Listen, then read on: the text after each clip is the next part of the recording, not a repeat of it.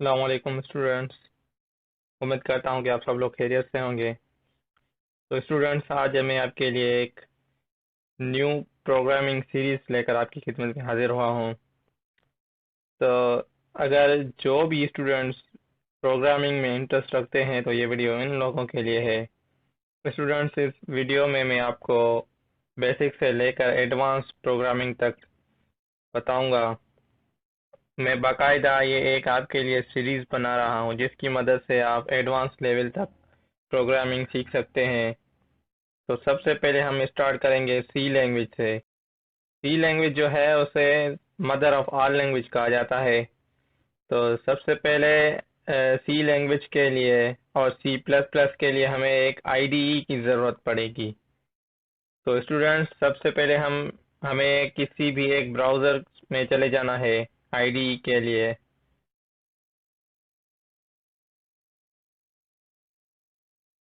Browser में चले जाने के बाद आपको यहाँ पर गूगल को ओपन कर लेना है।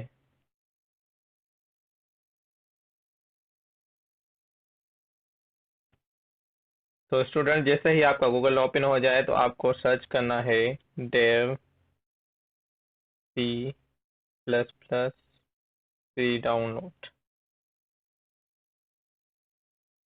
स्टूडेंट्स, ये जो आईडी है वो फ्री ऑफ कॉस्ट है, इसकी कोई भी चार्जेस नहीं है। तो आप ये आसानी से डाउनलोड कर सकते हैं। जो जैसे ही आप सर्च करेंगे तो फर्स्ट लिंक जो है वहाँ से आप डाउनलोड कर सकते हैं। ये देख सकते हैं, ये डेव सी प्लस प्लस है। इस पे हम सी और सी प्लस प्लस की प्रोग्रामिंग कर सकते हैं। तो यहाँ से आप इसको डाउनलोड कर लें।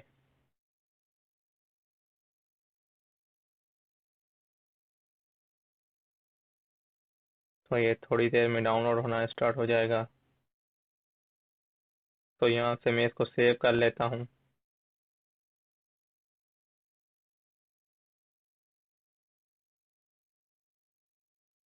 तो ये सिर्फ जो आईडी है वो 48 MB की है, तो आपके पास भी जल्दी ही से ये डाउनलोड हो जाएगी। तो ये मैं इसका वेट कर लेता हूँ कि ये डाउनलोड हो जाए। तो स्टूडेंट्स, इस वेबसाइट का लिंक मैं आपको डिस्क्रिप्शन में दे दूंगा, आप वहाँ से जाकर डायरेक्टली ये डाउनलोड कर सकते हैं।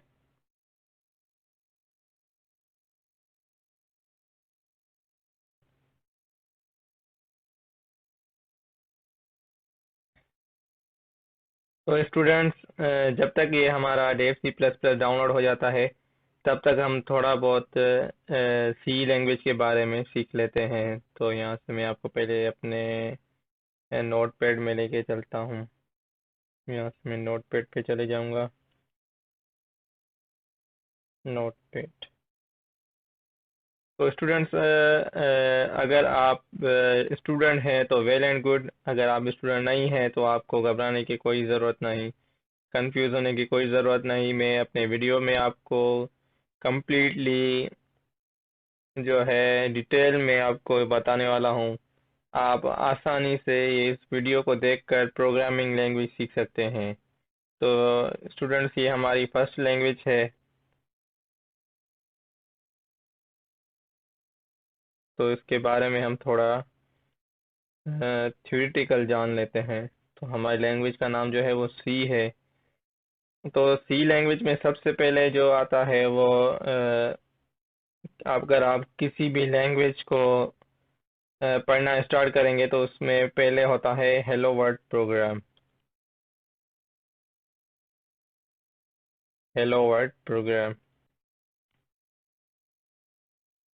तो स्टूडेंट्स, सी लैंग्वेज में जो है हेलो वर्ल्ड प्रोग्राम को सी फर्स्ट प्रोग्राम भी कहा जा सकता है। फर्स्ट प्रोग्राम क्योंकि ये जो है वो किसी भी लैंग्वेज सीखने के लिए ये जो है फर्स्ट प्रोग्राम होता है। तो सेकंड में आपके पास आ जाता है वेरिएबल्स। वेरिएबल्स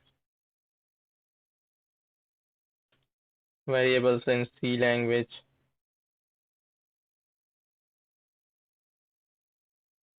उसके बाद थर्ड वन जो है वो आता है हमारे पास sorry, variables in C language. उसके बाद जो हमारे पास आ जाता है वो ऑपरेटर्स होते हैं। ऑपरेटर्स होते हैं, उसके बाद हमारे पास जो है वो वेरिएबल्स, डेटा टाइप्स होते हैं। डेटा टाइप्स, डेटा टाइप्स के पास जो हमारे पास आ जाता है वो हमारे पास जो होते हैं कमेंट्स होते हैं। कमेंट्स, कमेंट्स होते हैं। कमेंट्स के बाद हमारे पास छठे नंबर पे आ जाते हैं बेसिकली कीवर्ड्स। कि हमारे पास कीवर्ड्स कौन से हैं।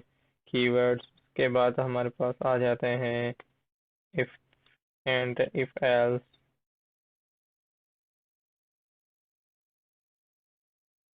उसके बाद जो आ जाते हैं वो स्विच कंडीशन आ जाती है।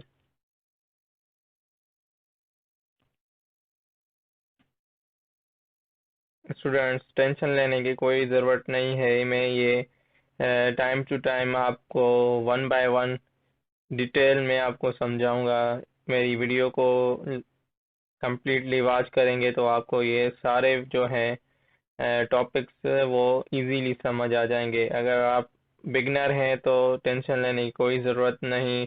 इंशाल्लाह मैं कोशिश करूंगा कि आपको नोट्स भी प्रोवाइड करूं। तो यहाँ से मैं देख लेता हूँ कि हमारा डेव सी प्लस प्लस कहाँ पहुँचा। तो स्टूडेंट्स, आप देख सकते हैं कि हमारा Dev C plus plus download हो चुका है। तो यहाँ से मैं इसको इंस्टॉल कर लेता हूँ।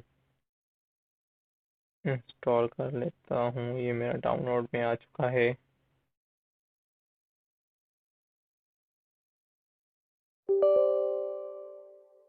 तो जैसे ही आप उस पर डबल क्लिक करेंगे तो आपसे पूछेगा कि do you want to allow this app from an unknown publishers to make change your device. तो इसमें हमें येस करना पड़ेगा। येस करने के बाद आप देख सकते हैं कि मेरा डेव सी प्लस प्लस जो है उसका सेटअप इंस्टॉल हो रहा है। तो इसी तरीके से, इसी पैटर्न से आप Dev C plus plus free में डाउनलोड कर सकते हैं।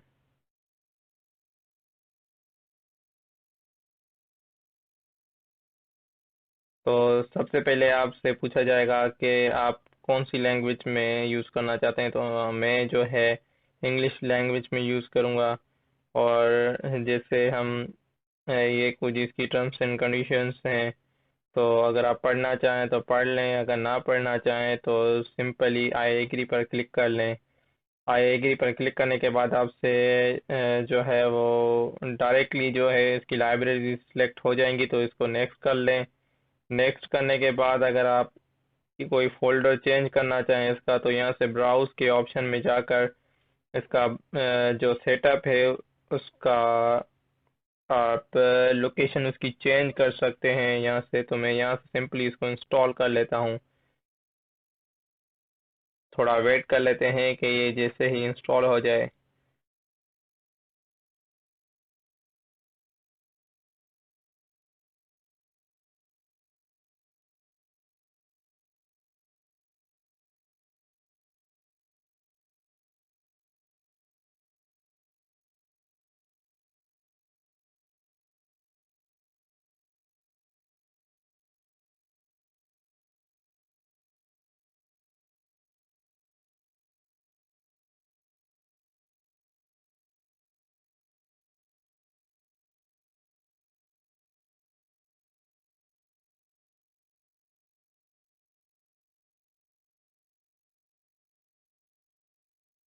तो ये जब तक इंस्टॉल हो जाए तब तक आपसे एक छोटी सी रिक्वेस्ट है कि काइंडली अगर आपने मेरा चैनल टेक्निकल समी अभी तक सब्सक्राइब नहीं किया तो सब्सक्राइब कर लें।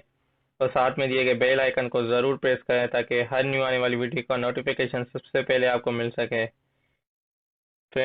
स्टूडेंट्स, तो मैं आपके लिए और भी काफ़ी फ्री इंटरनेट की ट्रिक्स, पैकेजेस की वीडियोस वगैरह लाता रहता हूँ। तो आप मेरी काफ़ी वीडियोस अच्छी अच्छी पड़ी हुई हैं, वो देखकर आप उनसे भी फ़ायदा ले सकते हैं।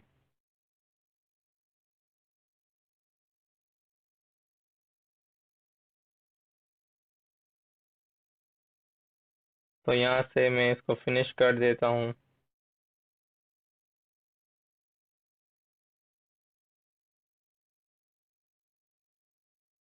दोनों को मैं मिनिमाइज कर लेता हूँ। तो स्टूडेंट्स आप देख सकते हैं कि हमारा Dev C plus plus install हो चुका है। तो जैसे ही आप डेव सी प्लस प्लस को ओपन करेंगे तो आपको इस तरीके का इंटरफेस देखने को मिल जाएगा। इसमें जो है आप फर्स्ट ऑफ ऑल आपको जो ये टास्क फॉर्म दिखाई दे रही है। तो यहाँ से ये आप देख सकते हैं कि आप ऑप्शन सीख जाएंगे आहिस्ता आहिस्ता। ये फाइल का ऑप्शन है, ये एडिट का, search, view, project, execute, tools, style, window, help. तो जैसे ही आपका ओपन ओपन हो जाए टैब सी प्लस प्लस, तो आपको यहाँ पर प्रोजेक्ट के को ओपन करने के लिए आपके पास दो तरीके हैं। एक, यहाँ से आप फाइल में जाकर न्यू में जाने के बाद यहाँ से आप सोर्स फाइल क्रिएट कर सकते हैं, एक ऑप्शन ये है। और दूसरा कि आप न्यू टैब ओपन करने के लिए, न्यू सोर्स फाइल क्रिएट करने के लिए कंट्रोल एन भी दबा सकते हैं। कंट्रोल एन से आप देख सकते हैं कि ये मेरा दूसरा सोर्स फाइल भी क्रिएट हो चुका है। तो मैंने आपको दोनों पैटर्न बता दिए हैं। इन दोनों में से आपको जो इजी लगे वो आप यूज कर सकते हैं। कंट्रोल प्लस एन से न्यू सोर्स फाइल क्रिएट होगा, और दूसरा यहाँ से फाइल में जाने के बाद, न्यू में जाने के बाद यहाँ से सोर्स फाइल को जस्ट क्लिक करना है, तो आपका एक न्यू सोर्स फाइल क्रिएट हो जाएगा।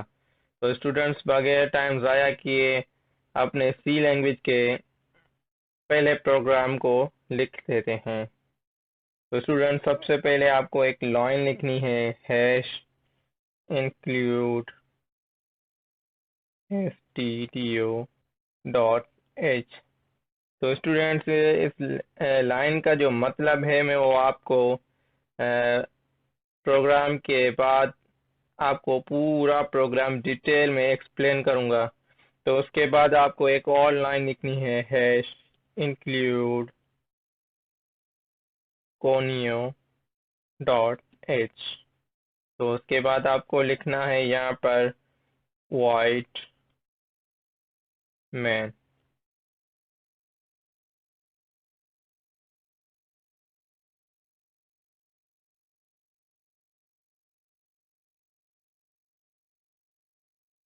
Print F hello world.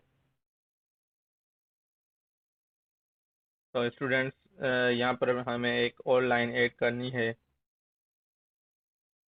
Gate C H. तो स्टूडेंट्स अगर आप ये लाइन जो है, अगर ये लाइन गेट सी एच का फंक्शन अगर आप नहीं यूज करते तो कोई बात नहीं, अगर करते हैं तो वेल एंड गुड, अगर नहीं करते तो इससे कोई फर्क।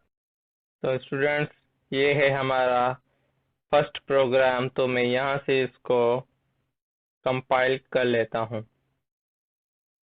तो यहाँ से आपसे पूछेगा कि आप अपना जो सोर्स फाइल है वो कहाँ पे सेव करना चाहते हैं।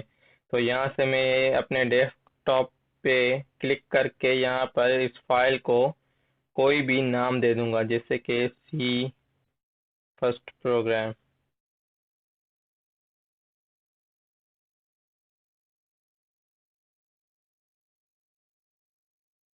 तो स्टूडेंट्स जब भी आप अपना फाइल सेव करें तो कोशिश करें यहाँ से कि अगर आप सी लैंग्वेज में काम कर रहे हैं तो सी सोर्स फाइल डॉट सी को क्लिक करके यहाँ से अपना फाइल सेव करें। तो यहाँ से आप देख सकते हैं कि मैंने अपना फाइल सेव कर लिया। जल्दी से हम अपने प्रोग्राम को रन कर लेते हैं। मैं यहाँ से अपने प्रोग्राम को रन कर लेता हूँ। तो स्टूडेंट्स आप देख सकते हैं कि हमारा पहला प्रोग्राम सी लैंग्वेज में रन हो चुका है। तो आप देख सकते हैं कि यहाँ पर हेलो वर्ल्ड लिखा हुआ आ चुका है। तो उम्मीद है कि आपको अभी तक सही तरीके से समझ आ चुका होगा। अगर आपको कोई भी डाउट हो या कोई भी परेशानी हो रही है किसी भी किस्म की परेशानी हो रही है तो आप मुझे कमेंट सेक्शन में बता सकते हैं। मैं आपके लिए वहाँ पर 24/7 अवेलेबल हूँ। मैं आपके कमेंट्स का जल्द ही रिप्लाई देने की कोशिश करूँगा। तो यहाँ से मैं इसको क्लोज कर लेता हूँ। अब मैं इसी प्रोग्राम को आपको डिटेल में समझा देता हूँ। तो स्टूडेंट, सबसे पहले आप ये देख रहे हैं कि हैश, सॉरी, आप देख सकते हैं कि ये लाइन जो है, फर्स्ट लाइन, इसका क्या मतलब है। मैं इसका मतलब आपको समझा देता हूँ। यहाँ से मैंने इंटर प्रेस कर दिया। तो सबसे पहले ये जो लाइन है हमारी, ये हैश इंक्लूड stdio.h, तो इसका क्या मतलब है। तो स्टूडेंट, सबसे पहले मैं आपको बताता चलूँ, यहाँ पर आप अगर कोई भी चीज़ लिखते हैं, कोई भी नाम या कोई चीज़ भी लिखते हैं, तो वो कंपाइलर उसको नहीं समझ सकता। तो इसके लिए हम कमेंट्स का इस्तेमाल करते हैं। अगर आपको कोई भी चीज़ लिखनी है कमेंट्स में जो आप चाहते हैं कि रन ना हो, तो उसके लिए कमेंट्स यूज़ होते हैं। तो कमेंट्स के लिए आप एक यहाँ पर डबल स्लैश यूज़ करेंगे। तो आप देख सकते हैं कि इसका कलर जो होगा वो चेंज हो जाएगा, मीन्स ये कमेंट हो जाएगा। तो फर्स्ट लाइन का जो मतलब है हैश इंक्लूड stdio.h, इसका जो मतलब है कि हम स्टैंडर्ड,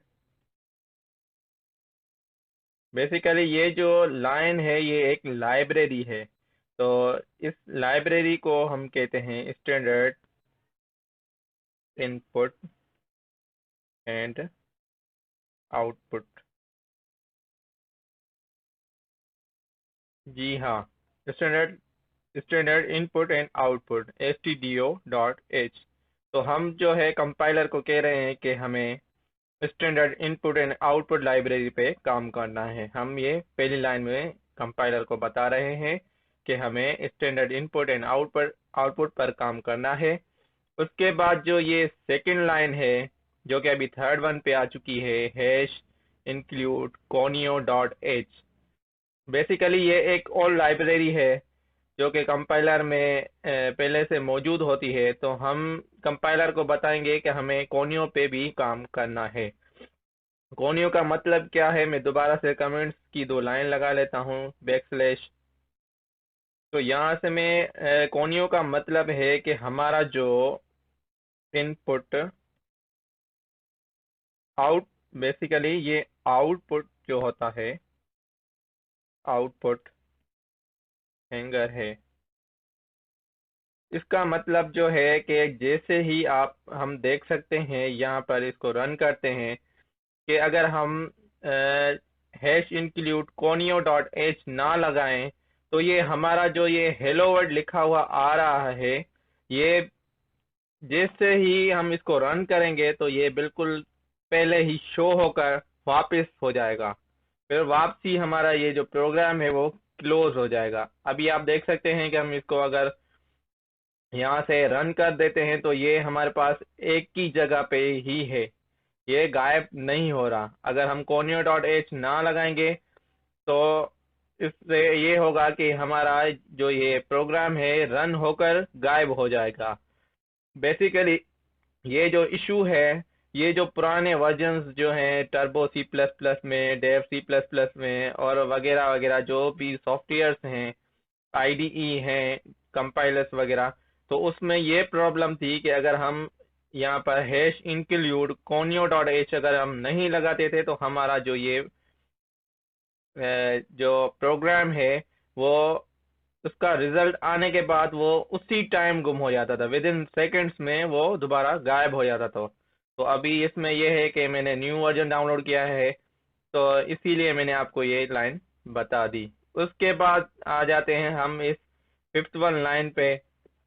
तो यहाँ पर लिखा हुआ है void main।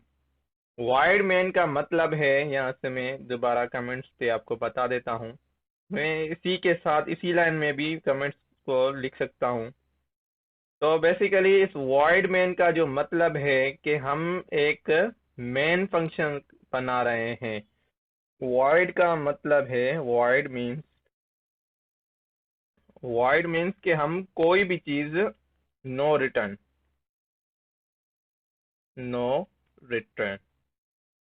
और उसके बाद जो मेन हमें हमने लिखा है, and main means main function, जो कि हमारा मेन फंक्शन है। तो ये जो मेन है, ये मेन फंक्शन है हमारा, जिससे हम मुकम्मल काम करेंगे, जो कि हमारा मुकम्मल एक पीस ऑफ कोड है, जिसमें हम मेन जो भी काम करना चाहें तो ये void मेन है। void मेन मीन्स के void mean no return, and means main means main function.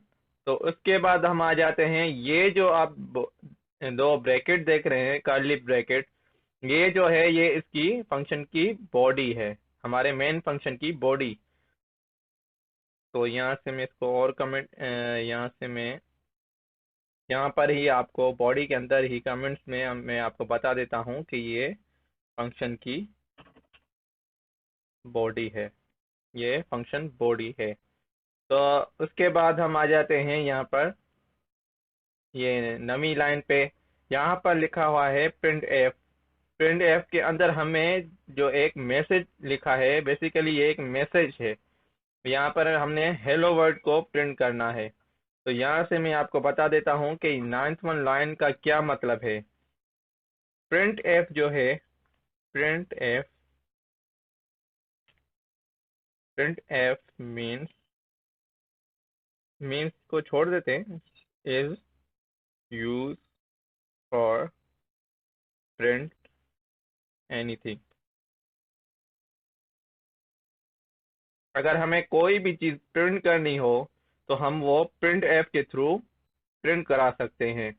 तो इसमें जो यहाँ पर हेलो वर्ल्ड लिखा हुआ है और ये ब्रैकेट है, ये इसकी बॉडी है। तो उसके बाद ये जो बॉडी है, तो इसको भी मैं थोड़ा आपको एक्सप्लेन कर देता हूँ। यहाँ पर आप देख सकते हैं कि मैंने एक ब्रैकेट लगाया है, स्मॉल ब्रैकेट। स्मॉल ब्रैकेट के अंदर मैंने दो ये इन्वर्टेड कॉमास का यूज किया है। बेसिकली ये जो हेलो वर्ड जो है, ये hello word, hello word is a message.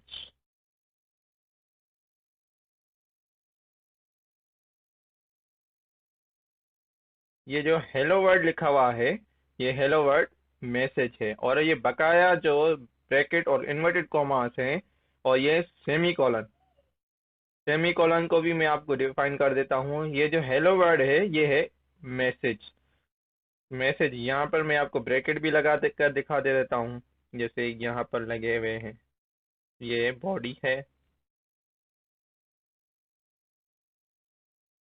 उसके बाद आ जाते हैं सेमी कॉलन। सेमी कॉलन का मतलब है, semi colon means end of line. ये जो सेमी कॉलन है, सेमी कॉलन, यहाँ पर मैं ये सेमी कॉलन भी लगा लेता हूँ, equals to, semicolon means end of line. ये जो सेमी कॉलन है, ये बेसिकली कंपाइलर को बताता है कि ये जो आपने पीस ऑफ कोड लिखा है हमने, ये यहाँ पर खत्म होता है। इसके बाद जो है गेट सी एच, ये एक फंक्शन है, जो कि हमारा जो प्रोग्राम है, बेसिकली ये बताता है कि ये हमारा प्रोग्राम कोई भी चीज़ रिटर्न नहीं कर रहा। बेसिकली ये जो गेट सी एच है, वो hash include conio dot H के साथ ही काम करता है। तो अगर आप ये लिखना चाहें, इसका मीन्स भी जो है, मैं यहाँ पर कमेंट में लिख देता हूँ, means our program is not return anything, anything. तो उम्मीद करता हूँ कि आपको मेरा ये प्रोग्राम बिल्कुल ही इजीली समझ आ गया होगा। अगर आपको कोई भी इसमें चीज़ समझ नहीं आ रही, तो आप मुझे कमेंट सेक्शन में बता सकते हैं, मैं वहाँ पर भी आपकी हेल्प कर दूंगा। इसके बाद हम आ जाते हैं डेटा टाइप्स पे कि डेटा टाइप्स क्या होते हैं। डेटा टाइप,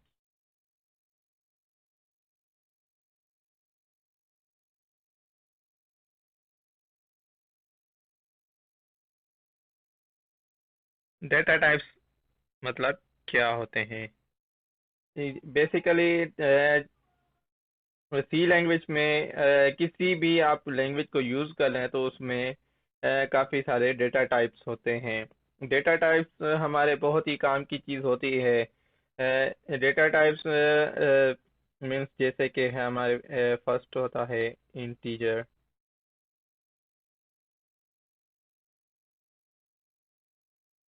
इंटीजर, उसके बाद हमारे पास आ जाता है करेक्टर।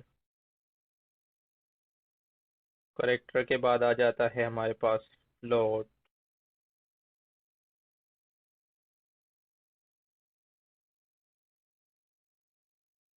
फ्लोट के बाद हमारे पास आ जाता है स्ट्रिंग।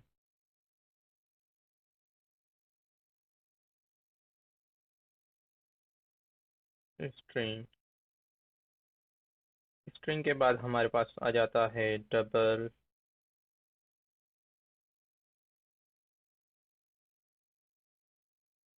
etc means extra. तो ये जो हमारे पास जो बेसिक डेटा टाइप्स होती हैं बेसिकली वो तीन होती हैं। तो यहाँ से मैं ऐसा करता हूँ, यहाँ से इस दो को रिमूव कर देता हूँ क्योंकि ये जो है ये हम बाद में यूज़ करेंगे। जो बेसिक यूज़ होती हैं हमारे पास वो तीन होती हैं। जो हमारे पास सी में बिल्कुल बेसिक लेवल पे जो डेटा टाइप्स यूज़ होती हैं वो तीन होती हैं। इंटीजर मीन्स, इंटीजर मीन्स जैसे कि आप कोई भी नंबर लिख रहे हैं, जैसे 1 2 3 4 5 6 7, कोई भी नंबर जो होगा वो हम उसे इंटीजर कहते हैं।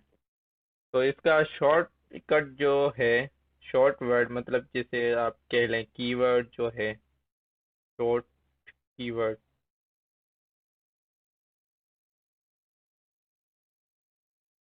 जो हमारा इसका शॉर्ट कीवर्ड है उसमें हम लिखते हैं इंटीजर का इंट।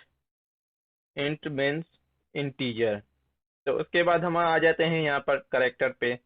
तो करेक्टर में आप कोई भी लफ्ज जो हो, जैसे कि इंग्लिश के लेटर्स होते हैं A B C D E F G, और जो भी जो हमारे ABC के वर्ड्स हैं, चाहे वो स्मॉल लेटर्स के हों चाहे वो कैपिटल लेटर्स के हों, तो ये जो हमारी सीरीज हैं कैपिटल लेटर्स और स्मॉल लेटर्स की, ये हमारी करेक्टर कहलाती हैं। तो करेक्टर का जो शॉर्ट कीवर्ड है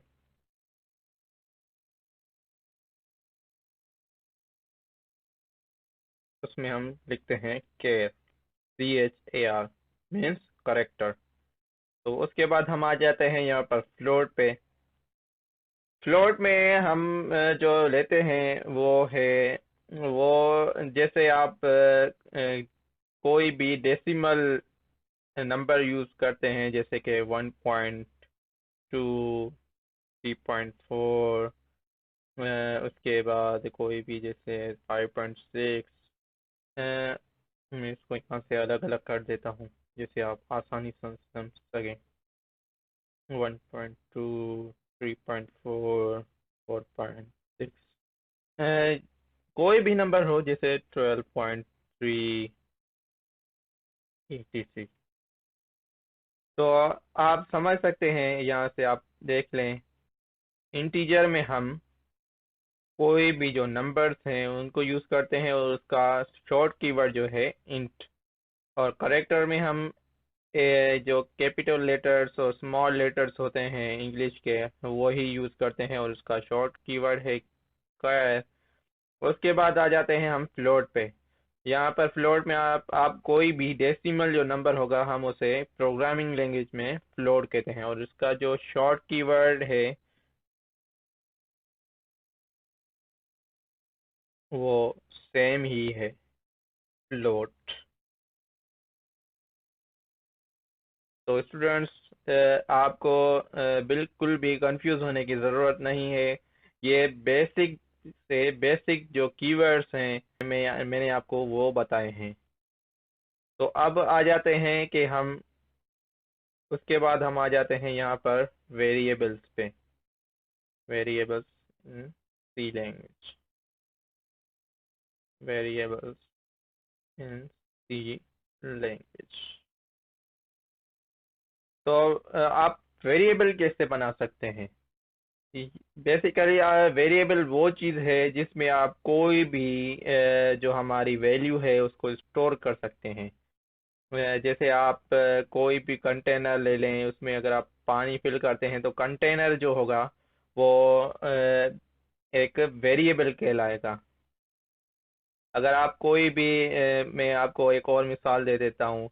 जैसे आप कोई भी बोतल लेते हैं, बोतल में आप पानी भरेंगे, जो बोतल होगी वो होगा वेरिएबल, और जो उसमें पानी होगा वो उसकी वैल्यू होगी। तो यहाँ से मैं आपको बता देता हूँ कि वेरिएबल्स कैसे बनाए जाते हैं। बेसिकली पहले आप स्टार्टिंग में कोई भी डेटा टाइप्स बताएंगे कि आप किस तरीके का वेरिएबल बनाना चाहते हैं। तो यहाँ से मैं जो है इंटीजर का वेरिएबल बनाना चाहता हूँ, तो यहाँ से मैं इंट लिख दूंगा। मतलब कि मैं इंटीजर टाइप का कोई भी एक वेरिएबल बनाना चाहता हूँ। वेरिएबल ऐसा होना चाहिए कि आपका कोई कीवर्ड ना हो, बाकी आपको, और जो है आपका वेरिएबल है वो इंटीजर टाइप का नहीं होना चाहिए, क्योंकि उससे कंपाइलर कंफ्यूज हो जाता है। कंपाइलर को समझ नहीं आती कि आप किस टाइप का वेरिएबल बनाना चाहते हैं। तो आपने पहले पहले लिख लिया इंट, मतलब कि मैं इंटीजर टाइप का बनाना चाहता हूँ। इंटीजर टाइप में मैं कभी भी अ, किसी नंबर को वेरिएबल नहीं बना सकता, क्योंकि नंबर की एक खुद की एक पहचान है कि नंबर क्या चीज है। तो यहाँ से मैं ना कि कोई कीवर्ड को यूज कर सकता हूँ। दोबारा यहाँ से मैं इंट लिखूंगा तो इंट देखेंगे कि ये दोनों ब्लैक ही हैं। कंपाइलर इसमें कंफ्यूज होगा कि आपने दो दो बार कीवर्ड क्यों लिखा है इंटीजर का। तो यहाँ से मैं डबल इंट नहीं लिख सकता। तो यहाँ पर इंट में ए बना लेता हूँ। अब ये जो है इंट, ये है इंटीजर का शॉर्ट कीवर्ड, मतलब कि मैं इंटीजर का कोई एक वेरिएबल बनाना चाहता हूँ। तो ये बेसिकली ये जो ए लिखा है ये हमारा वेरिएबल का नाम है। तो यहाँ से मैंने एक वेरिएबल बनाया है, मैं यहाँ से दूसरा भी वेरिएबल बना देता हूँ, यहाँ से मैं तीसरा। तो यहाँ पर मैं लिख दूंगा प्रिंट एफ। तो यहाँ पर मैं सिर्फ यहाँ पर सी लिखूंगा, सी। जी हाँ, आप प्रिंट एफ में सिर्फ अगर सी लिखेंगे तो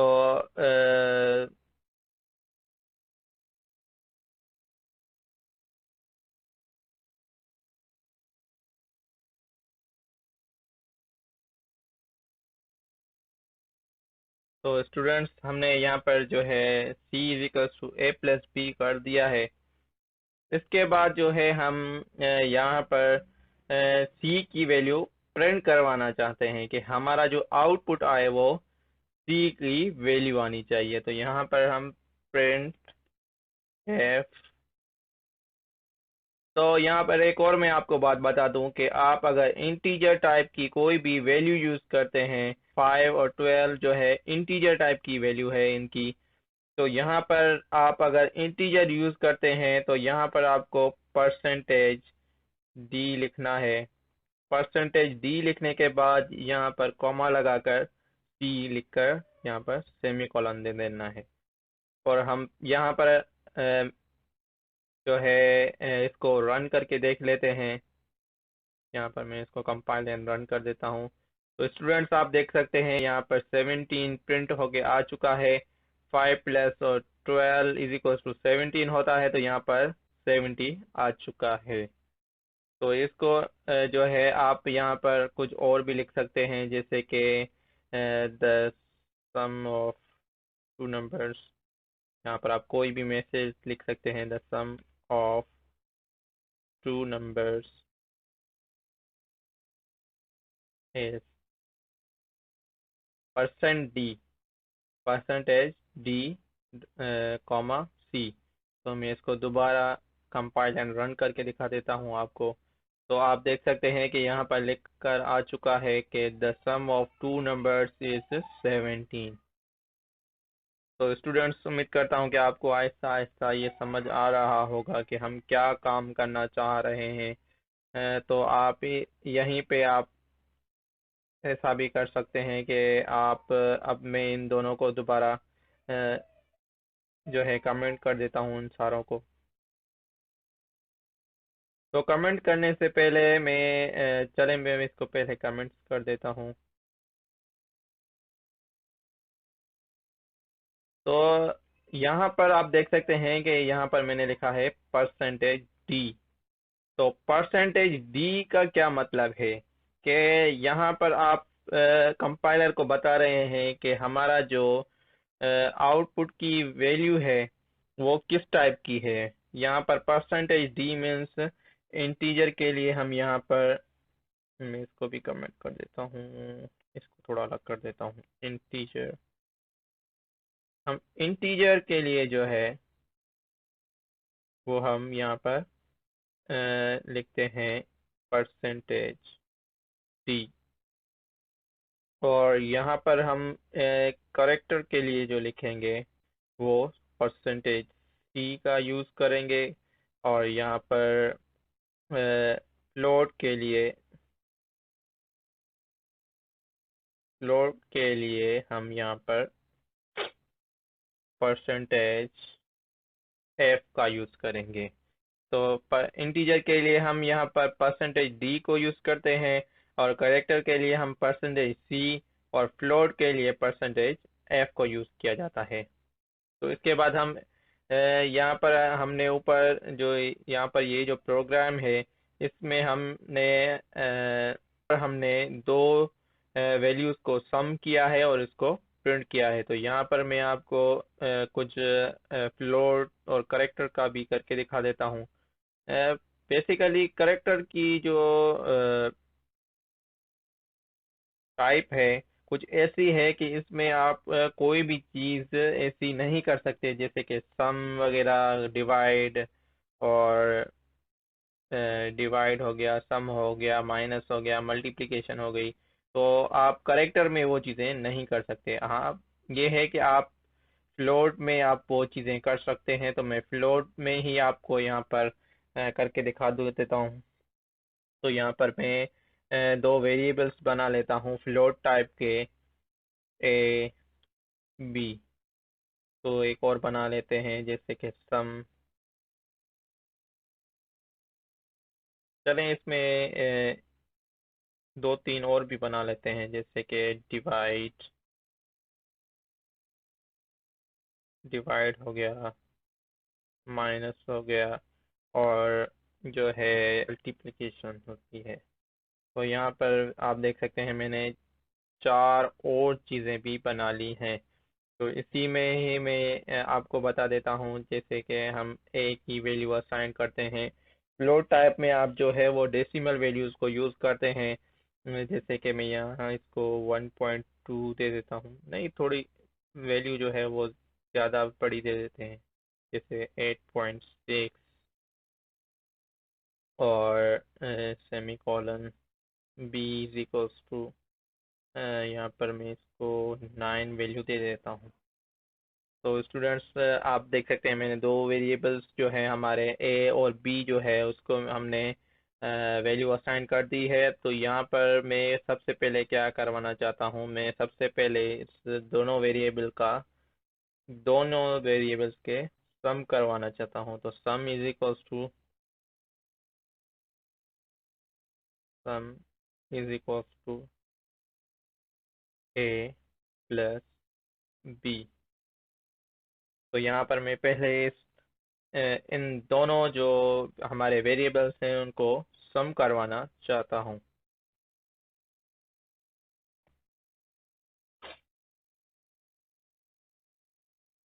तो यहाँ से मैं इसको प्रिंट करवा देता हूँ कि वैल्यूज प्रिंट एफ, यहाँ पर इन्वर्टेड कॉमास लगा दिए, the sum of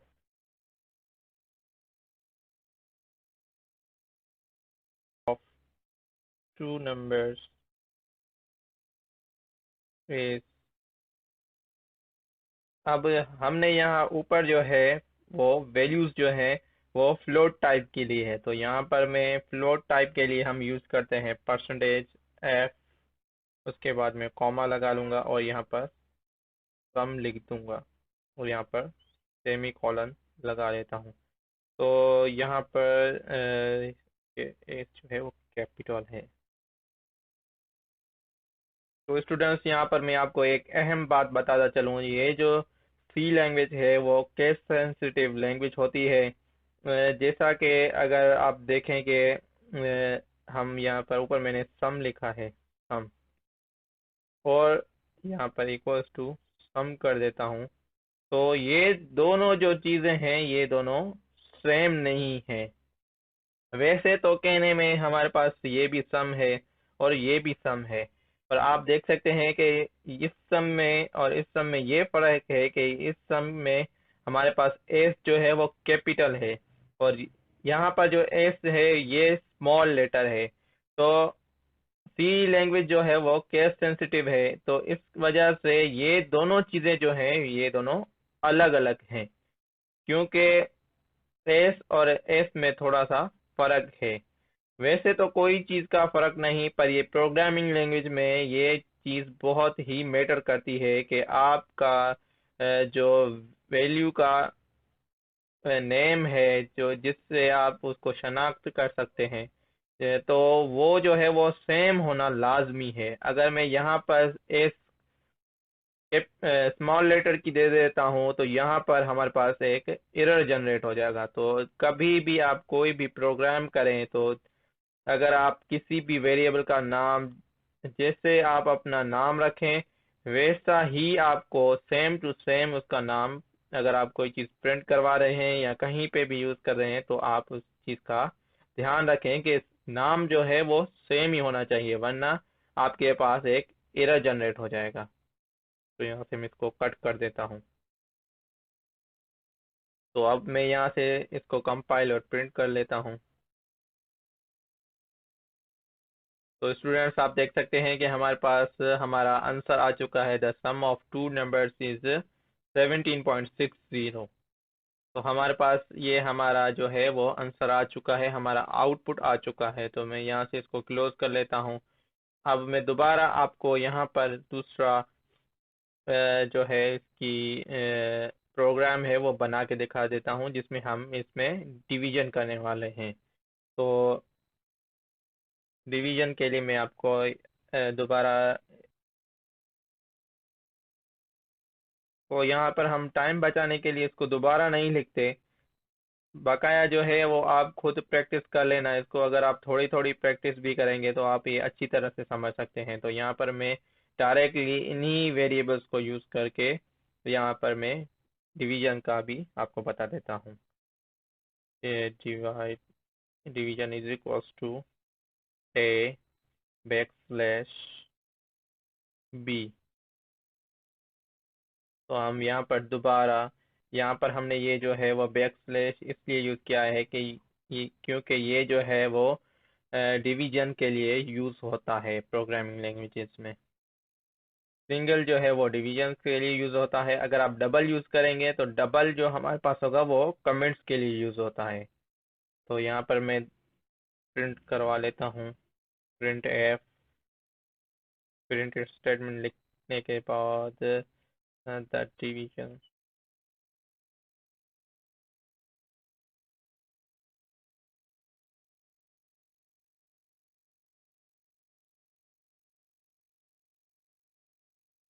of two numbers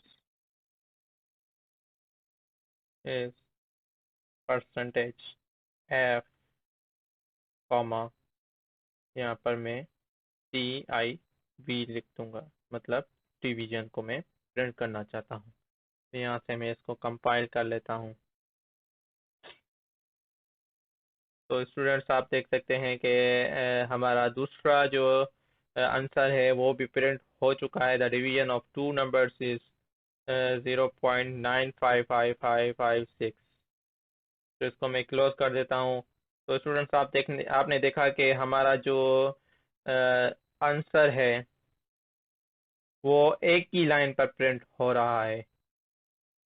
मैं दोबारा आपको दिखा देता हूँ। ये देख सकते हैं कि हमारा जो है दोनों आंसर एक ही लाइन पर प्रिंट हो रहे हैं, जबकि हमने यहाँ पर दोनों चीज़ें अलग अलग लिखी हैं। वाज़ेह तौर पर ये दोनों चीज़ें अलग अलग लिखी हुई हैं, पर कंपाइलर इस चीज़ को नहीं समझता। तो इसके लिए हमें यहाँ पर इनके बाद मैं आपको बता देता हूँ कि आप इन दोनों में स्पेस कैसे ला सकते हैं। तो स्पेस के लिए हम जो है वो यहाँ पर मैं थोड़ा आपको बता देता हूँ। स्पेस के लिए हम स्लैश एन का यूज करते हैं। वो स्लैश एन का यूज करते हैं। स्लैश एन के किस चीज के लिए यूज करते हैं? और use for space in line. तो यहाँ पर आप स्पेस किस तरह से ला सकते हैं ये? तो आपने देखा ये print f the sum of two numbers is %f, और यहाँ पर सम लिखा हुआ है।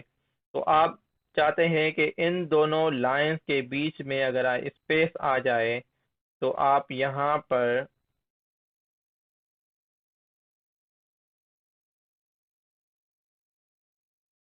पर स्लैश एन लगा देंगे।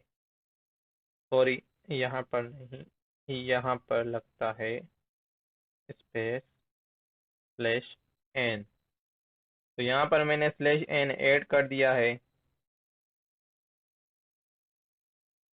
तो स्टूडेंट्स आप देख सकते हैं कि हमारा स्लैश एन यूज करने के बाद हमारा जो आंसर है या आउटपुट है, वो दोनों जो आउटपुट हैं वो हमारे अलग अलग लाइन पे आ चुके हैं। तो हम ये जो है स्लैश एन जो है वो हम स्पेस के लिए यूज करते हैं। Space between the two lines, दोनों लाइंस के बीच में हम स्पेस के लिए स्लैश एन को यूज करते हैं। एक तो ये तरीका है, और दूसरा ये तरीका है कि आप इस स्लैश एन को प्रिंट एफ स्टेटमेंट में भी लिख सकते हैं। यहाँ से मैं इसको पहले रिमूव कर देता हूँ। रिमूव करने के बाद यहाँ पर मैं आपको दूसरा पैटर्न भी बता देता हूँ कि आप किस तरह से प्रिंट एफ स्टेटमेंट में आप स्लैश एन को भी डायरेक्टली यूज कर सकते हैं। तो यहाँ पर आप देख सकते हैं मैंने इसको प्रिंट एफ स्टेटमेंट में स्लैश एन को यूज किया है। तो ये अगर आप यहाँ पर यूज करना चाहें तो भी आपकी मर्जी, अगर आप प्रिंट एफ में स्लैश एन को यूज करें तो बात एक ही है। तो आप देख सकते हैं कि हमारा जो आउटपुट है वो उसी तरीके से आया है जैसे पहले आया था। तो इसको मैं क्लोज कर देता हूँ। तो हम थोड़ा सा आगे मूव कर लेते हैं। तो ये हमारे पास डिवीजन का भी हो गया, और जो है हम यहाँ पर इन्हीं वेरिएबल्स को यूज करते हुए यहाँ पर माइनस का मीन्स माइनस के लिए जो है हम यहाँ पर ए माइनस बी। तो बेसिकली ये जो हमने अभी स्टेटमेंट लिखी है वो गलत है। तो हम क्या कर सकते हैं कि यहाँ पर b को थोड़ा चेंज कर देते हैं, b माइनस ए। पहले वाली स्टेटमेंट इसलिए गलत है क्योंकि आप देख सकते हैं यहाँ पर a की जो वैल्यू है 8.6 है, और b की जो वैल्यू है वो 9 है। तो a में से b कभी भी माइनस नहीं हो सकता। तो हमारे पास जो आंसर था उसमें हो सकता है कि एरर आ जाए, या तो ऐसा होता है कि हमारे पास जो है वो माइनस में वैल्यू आती। तो यहाँ पर हमने थोड़ा स्टेटमेंट को चेंज कर दिया है। तो minus is equals to b minus a. तो अब यहाँ पर हमारे पास जो आएगा आंसर हमारा वो 0.4 आएगा। तो यहाँ पर जो है प्रिंट एफ स्टेटमेंट में इसका आउटपुट ले लेते हैं कि हमारे पास देखें कि हमारे पास क्या आउटपुट आता है।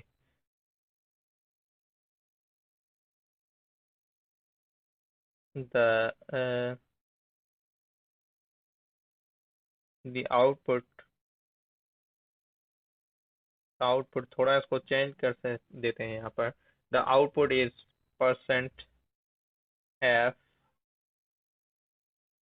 और यहाँ पर कॉमा लगा लेते हैं और यहाँ पर हम माइनस लिख देते हैं। तो माइनस लिखने से पहले यहाँ पर हम थोड़ी सी एडिशन कर लेते हैं ताकि ये जो दोनों आंसर हैं वो अलग अलग लाइन पे आए। तो यहाँ पर मैं स्लैश एन लगा लेता हूँ। मीन्स के स्लैश एन लगाने का मतलब ये है कि अगर आप ये जो आंसर है उसके बाद हम न्यू लाइन पे आ जाएं, तो यहाँ पर हम न्यू लाइन पे आ जाएंगे।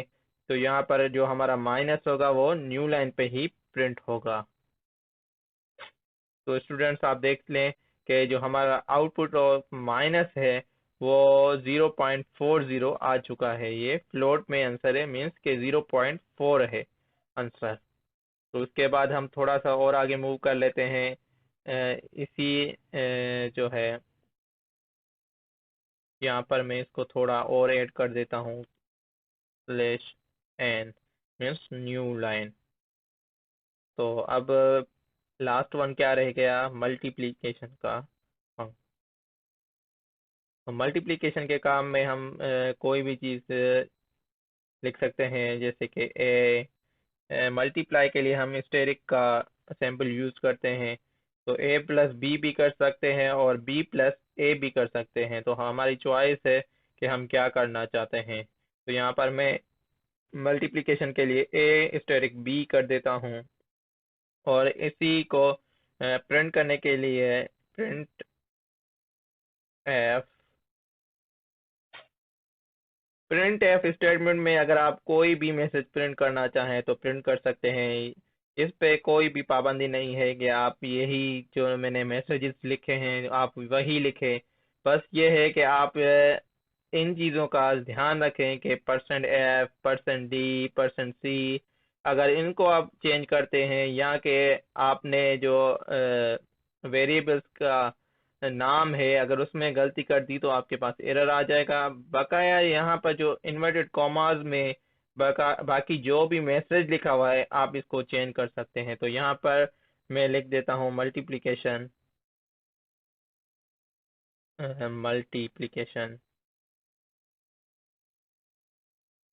ऑफ टू नंबर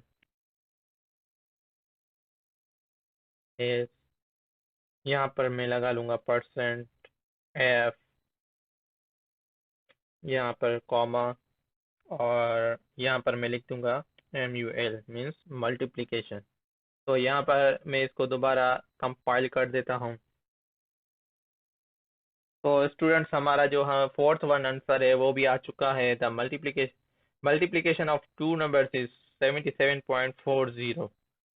तो उम्मीद करता हूँ कि आपको ये समझ आ गया होगा। तो यहाँ पर सम के बाद हम थोड़ा सा और भी सीख लेते हैं। तो हमने यहाँ पर ये जो चीज़ें हैं सम भी कर लिया, इसका डिवीजन भी कर ली, माइनस भी कर लिया, मल्टीप्लिकेशन भी कर ली। तो उसके बाद हम थोड़ा सा आगे मूव कर देते हैं। तो इन सब चीज़ों के बाद जो बेसिकली जो चीज़ आती है वो है ऑपरेटर्स। ऑपरेटर्स, तो यहाँ पर ये ऑपरेटर्स क्या चीज़ होती है। तो ऑपरेटर्स जैसे कि हमारे पास है एंड एंड होता है, और होता है, और के लिए डबल दो लाइंस होती हैं वो होती हैं। उसके बाद हमारे पास जो ऑपरेटर्स होते हैं greater than, less than and equals to equals to equals to, उसके बाद ग्रेटर देन, लेस देन, और ग्रेटर देन इक्वल्स टू यहाँ पर नॉट इक्वल्स टू नॉट। ये जो सब चीज़ें हैं ये हमारे पास ऑपरेटर्स होते हैं। वे ये जो ऑपरेटर्स होते हैं ये तकरीबन 6-7 टाइप्स के होते हैं। तो थ्योरेटिकली मैं कोशिश करूँगा कि इन चीज़ों का जो आपको पीडीएफ है वो प्रोवाइड कर दूँ। पीडीएफ या मैं वर्ड की फाइल में इस चीज़ों के नोट्स बनाकर मैं आपको डिटेल में ये चीज़ें आपको प्रोवाइड कर दूंगा। तो वहाँ पर आप ये देख कर पढ़ लीजिएगा। थ्योरेटिकली भी मैं थोड़ा बहुत इनको एक्सप्लेन कर दूंगा उनमें। तो उसके बाद हमारे पास ऑपरेटर्स के बाद हमारे पास जो चीज़ आती है वो आती है यहाँ पर जो हमारे कीवर्ड्स होते हैं। कीवर्ड्स, तो ये कीवर्ड्स क्या चीज़ होती है? कीवर्ड, अब आपने देखा हुआ कि आप कोई भी चीज़ लेते हैं तो उसका शॉर्टकट नेम मीन्स कोई भी निक नेम होता है।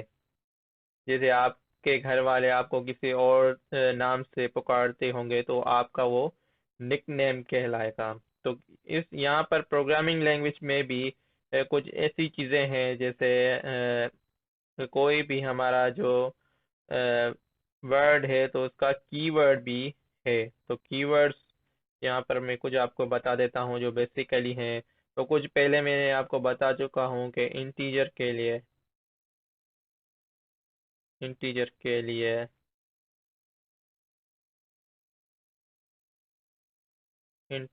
लिए हम जो है इंट का कीवर्ड यूज करते हैं। और करेक्टर के लिए है हम कैर यूज करते हैं।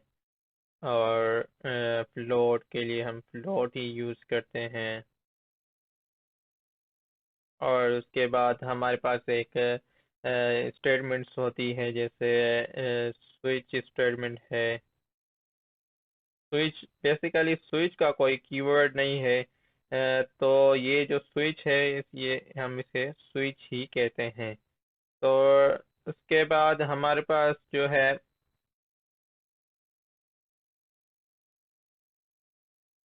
तो यहाँ पर हमारे पास स्ट्रक्ट कीवर्ड है।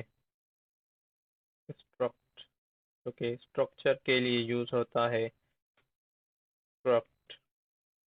उसके बाद हमारे पास आ जाता है डू, कंटिन्यू, एनम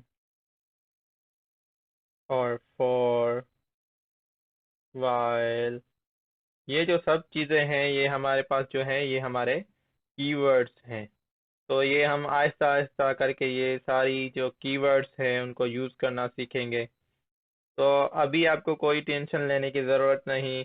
हम ऊपर वाले ही जो ये जो बेसिक बेसिक जो हैं मैंने आपको 4-5 बताए हैं, हम इन्हीं को ही यूज़ करेंगे। आहिस्ता आहिस्ता हम जैसे ही आगे बढ़ते जाएंगे अपने प्रोग्राम्स को लिखते जाएंगे तो हम इन सब कीवर्ड्स को यूज़ करना सीखेंगे। तो यहाँ पर मैं इसको थोड़ा सा कमेंट्स कर देता हूँ। तो ये कमेंट्स का जो दूसरा पैटर्न है आप इस तरीके से भी कमेंट्स कर सकते हैं।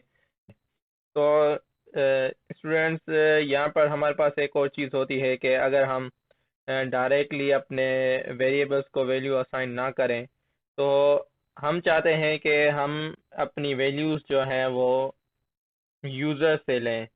कि यूज़र से पूछें कि आप कितनी वैल्यूज़ देना चाहते हैं, कितनी वैल्यू आप उसको असाइन करना चाहते हैं। वो भी आप उस टाइम पे बता सकते हैं जब हमारा प्रोग्राम रन हो रहा होगा। रन टाइम पे हम यूज़र से पूछें कि आप अपने वेरिएबल्स को कितनी वैल्यू देना चाहते हैं। तो इसके लिए हम जो यूज़ करते हैं वो होता है स्कैनफ। प्रिंट करने के लिए हम प्रिंट एफ यूज़ करते हैं और यूज़र से वैल्यू लेने के लिए हम स्कैनफ का यूज़ करते हैं। तो स्कैनएफ आप कैसे कर सकते हैं? मैं पहले की तरह यहाँ पर दो वेरिएबल्स जो है वो क्रिएट कर देता हूँ, और मैं यहाँ पर ये बना लेता, नहीं ठीक है, बस दो बना लेते हैं। दो बनाने के बाद आप स्कैनएफ स्टेटमेंट आप कैसे यूज़ कर सकते हैं? पहले मैं एक छोटा सा मैसेज प्रिंट कर देता हूँ, जैसे कि द वैल्यू ऑफ, नहीं द वैल्यू नहीं होगा, इंटर द वैल्यू ऑफ ए। तो यहाँ पर ये हमारा एक मैसेज प्रिंट हो जाएगा, जैसे कि इंटर द वैल्यू ऑफ ए, के यूज़र से हम पूछ रहे हैं कि आप ए की वैल्यू इंटर करें। तो इंटर करने के लिए आप देखेंगे कि यहाँ पर मैं लिखूंगा स्कैन एफ में जाने के बाद स्कैन एफ की मैं बॉडी बना लेता हूँ। बॉडी में आपको क्या करना है कि यहाँ पर भी आपको दो इन्वर्टेड कॉमास लगा देने हैं। इन्वर्टेड कॉमा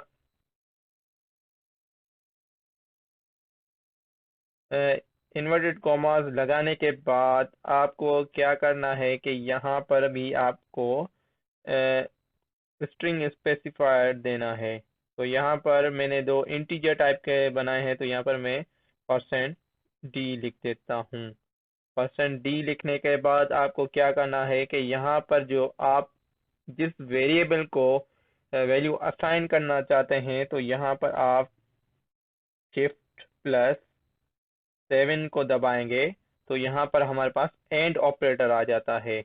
एंड लगाना लाजमी है। यहाँ पर कॉमास में जो हम लिखेंगे वो %d मीन्स इंटीजर टाइप, और एंड यहाँ पर मैं ए लिख दूंगा कि मैं ये जो आप वैल्यू देंगे वो मैं ए को असाइन करना चाहता हूँ।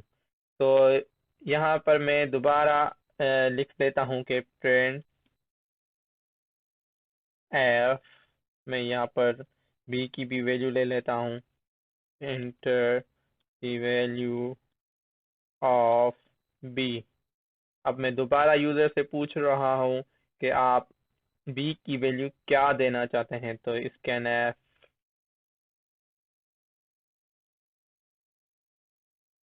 %d comma and b. तो मैं इसको यहाँ से इस प्रोग्राम को रन कर देता हूँ। आप देख सकते हैं, तो ये मुझसे दोबारा पूछ रहा है कि आप ये फाइल सेव करना चाहते हैं। तो यहाँ से मैं इसको सिंपल स्कैन एफ प्रोग्राम की नाम से मैं इसको सेव कर देता हूँ। तो यहाँ पर अब मैं दोबारा अपना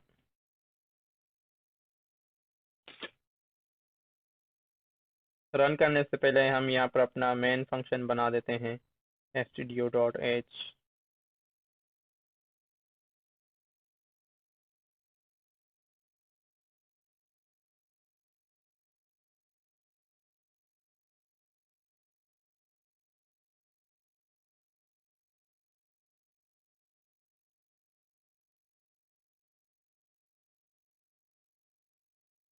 वाइट मैन,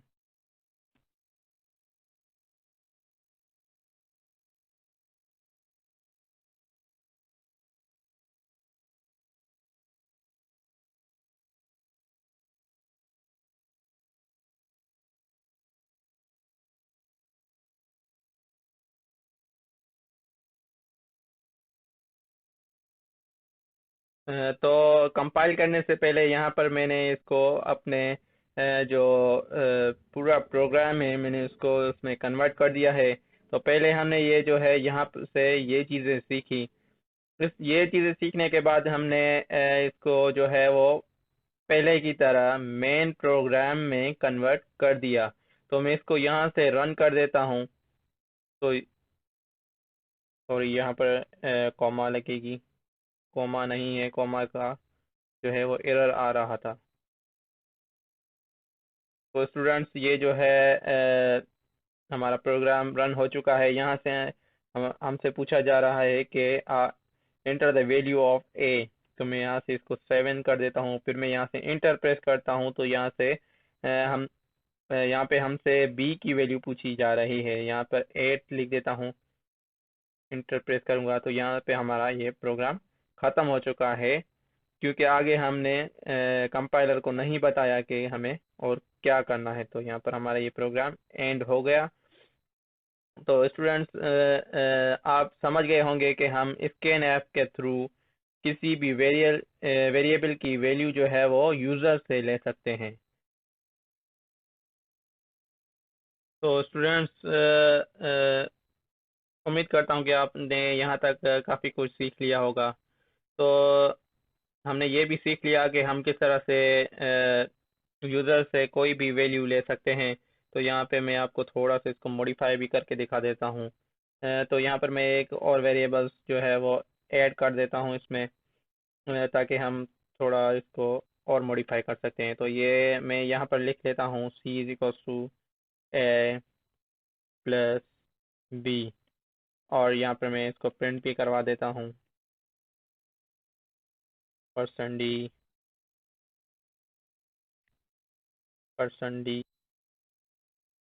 और यहाँ पर इसको मैं सी को प्रिंट करवाना चाहता हूँ।